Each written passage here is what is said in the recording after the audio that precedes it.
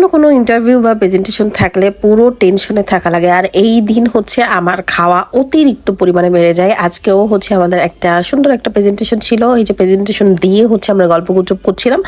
অন্য ডিপার্টমেন্ট, অন্য গ্রুপরা তারা তাদের প্রেজেন্টেশন দিচ্ছিল, বাট প্রেজেন্টেশনগুলো ওয়াও হচ্ছিল। বিশেষ করে এই সিনিয়র কলিগ যেটাই বলেন না কেন, এত সুন্দর করে সে প্রেজেন্ট করতেছিল। So I hear myself as my interview presentation যেটাই থাকুক না কেন খুব সুন্দর করে সাজুগুজু করি, আর সবাই মিলে হচ্ছে একদল বেঁধে আর কি খেতে যায়। অবশেষে হচ্ছে পুরোটা হচ্ছে কমপ্লিট। এখন হচ্ছে মোটামুটি খেতে যাব। তো পছন্দের জিনিসপত্র কই পাওয়া যায়? আমার তো পছন্দ, মানে মেয়েরা নাকি ফুচকা পছন্দ করে, বাট আমার এইখানকার ফুচকা ছাড়া আমার কোনোটাই ভাল লাগে না। তারপর হচ্ছে দুধ চা, মানে যত আনহেলদি খাবার আছে আজকে খাইছি, আর যত ডায়েট আমার এতদিন যাবত করেছি সব কিছু হচ্ছে লস প্রজেক্ট।